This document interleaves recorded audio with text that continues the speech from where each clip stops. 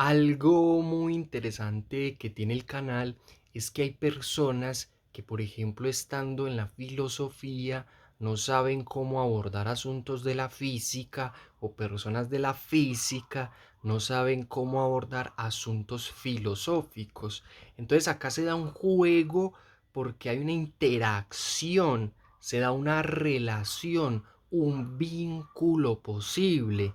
Es decir, el canal obra como un recurso pedagógico y de contenido crítico que aporta para establecer este lazo y este nexo de una forma muy interesante entre la física y entre la filosofía, para que no se vean como asuntos radicalmente diferentes o separados. No, ambas áreas del conocimiento son áreas del conocimiento humano, es decir, que son asuntos que el ser humano tiene la posibilidad de integrar, de relacionar y de vincular, y que un ejemplo de ese nexo, de ese lazo, ¿cierto? Es, por ejemplo, lo que analizamos acá con el problema de la teoría de la relatividad, y que acá articulamos esas dos áreas. Es muy interesante porque se nos ha vendido la idea de que una cosa va por un lado sin más, y de que la otra área del conocimiento va por otro lado sin más, como dos caminos completamente separados, como dos trayectos sin nexo, sin conexión, sin ningún tipo de interacción, como que por un lado van los físicos y por el otro van los filósofos, y que en ninguna parte hay ningún tipo de relación, y que incluso por otro lado van los asuntos de la psicología, como hemos dicho acá. Es decir, este canal logra hacer vínculo incluso con este último video que les hice de la biología, ¿cierto? De cómo ese tiempo universal, ese tiempo absoluto, ese tiempo general termina siendo la base para el principio de Darwin de adaptación de los seres vivos, porque si no hay universo con respecto a qué se adaptan los animales. Es decir, pasamos de una abstracción de los asuntos darwinianos, de decir que los animales o los seres vivos se adaptan en el mundo de las ideas platónicas, a aterrizar eso en la universalidad. Es decir, aquí hay una interacción posible entre saberes de una forma coherente, sin meter contenidos de más. ¿Por qué dijimos lo de la psicología? Porque eso también tenía que ver con el tema de la percepción, ¿cierto? Porque cuando el relativista, el dogmático creyente de la relatividad, dice que lo que vemos, por ejemplo, al mirar la luna, él dice que lo que vemos es el pasado, o al mirar las estrellas, lo que vemos es el pasado. ¿Qué es lo que le hemos preguntado acá desde la filosofía? ¿Cómo ahora que vemos, o desde la filosofía de la física, perdón, corrijo, cómo ahora que vemos, al mismo tiempo que vemos, supuestamente no vemos, porque según estos dogmáticos relativistas, lo que vemos es el pasado? Y que eso lo que revela esta pregunta crítica que le hacemos es que no tiene sentido eso de ver el pasado, solo aparentemente vemos el pasado. Y repito la pregunta para que se note la relación con la filosofía de la física y también con una psicología de la percepción. Es decir, que aquí hay un nexo también con esos asuntos psicológicos, no solamente física, no solamente filosofía, sino que también, como ya vimos, pues con la biología, con lo que dije antes de la pregunta. Pero para repetir la pregunta era cómo ahora que vemos, al mismo tiempo no vemos, porque según el dogmático relativista, lo que vemos es el pasado, asunto que no tiene sentido y que solo aparentemente vemos el pasado, por la manera en la que se comporta la luz, ¿cierto? La manera en la que se comporta la luz hace parecer como si viéramos el pasado, porque ya vemos que la pregunta revela que no es sostenible decir o afirmar literalmente que vemos el pasado. E insisto, entonces es filosofía, es física, es psicología también de la percepción, porque hemos hablado en el canal de esa verdad aparente. Parece como si viéramos el pasado por los efectos de la luz, pero en su verdad no aparente, digamos que no vemos el pasado, estamos es en el ahora. Entonces hay una relación entre la filosofía, la física, la psicología de la percepción, y con ese último video también hemos analizado un tema de la biología, y es como ya instauramos la universalidad, es decir, como hemos dicho en el canal que el tiempo y el espacio son lineales, son absolutos, pero que en su verdad aparente son relativos, ¿cierto?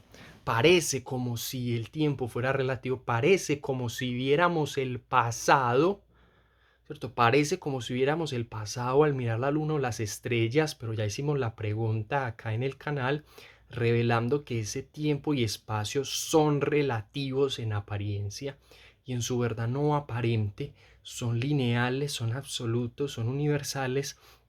Al instaurar esa universalidad, eso que es el universo, esa base, la base del universo, de una manera teórica, de una manera estable, consistente, crítica, además con todos los análisis del canal. Entonces, ¿qué pasa, por ejemplo, con la biología? ¿Qué es lo que hemos dicho?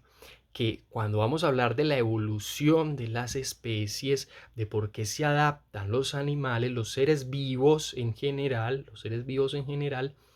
pues ya no decimos que es algo que teóricamente ocurra en el aire, en la abstracción, en el mundo de las meras ideas. No es un asunto platónico, no es un asunto ideal por allá que los animales se están adaptando, sino que esa adaptación de los animales, se pueden adaptar porque hacen parte del universo. O sea que la adaptación tiene que ver porque los seres vivos participan del universo, y lo que hicimos en ese último video fue dar cuenta de cómo se daba entonces esa adaptación de los seres vivos en relación a esa misma universalidad, sin necesidad de inventar contenidos ni de estar improvisando. Es decir, acá se pueden hacer nexos con otras áreas del conocimiento de una manera adecuada, de una manera sencilla y teóricamente válida. Nexos coherentes, vínculos críticos entre áreas distintas del conocimiento, todo en función al problema de la teoría de la relatividad y su relación pues con la propuesta del canal de ese tiempo y espacio absolutos, y de cómo los efectos relativistas terminan siendo parte de la universalidad y en qué sentido terminan siendo parte de la universalidad.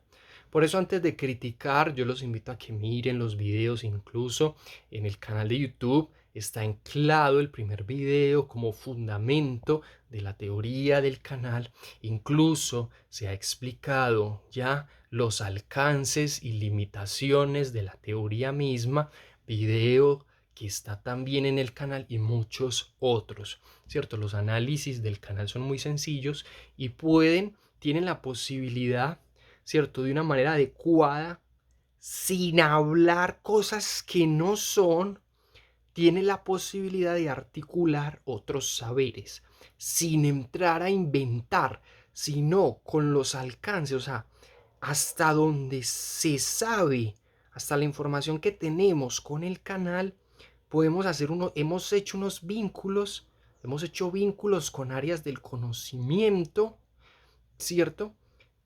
Pero sin la necesidad de inflamar, de aporrear como el valor del canal, sino siempre cuidando los alcances y las limitaciones de lo que hemos trabajado.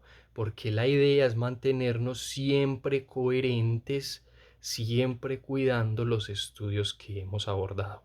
Entonces, filosofía, física, psicología de la percepción, y hemos visto, digamos, también una relación de la filosofía de la física con la biología, ¿cierto?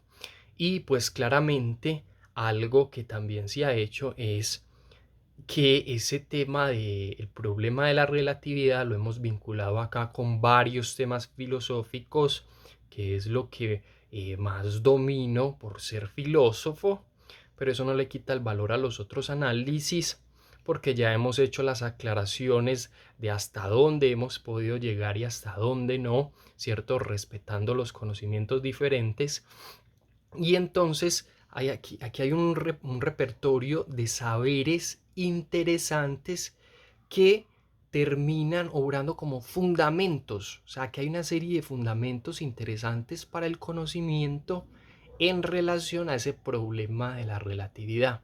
Es decir, el problema de la relatividad no es decir, ay, había un problema y ya, había un problema, pues en la teoría de la relatividad y ya, y lo reconocemos, pues reconocemos que había ese problema y punto final, sino que acá se desprenden toda una serie de implicaciones interesantes y valiosas para el conocimiento, ¿cierto? Como aporte. Hay un avance interesante en el conocimiento, hay que entender en qué sentido, por ejemplo, en la posibilidad de establecer de manera coherente la base universal, la universalidad, el universo mismo, ¿cierto? Descartando diferentes tipos de conspiraciones, por ejemplo, como la idea de multiversos y demás, la idea, por ejemplo, de deidades y demás que terminan siendo mitología.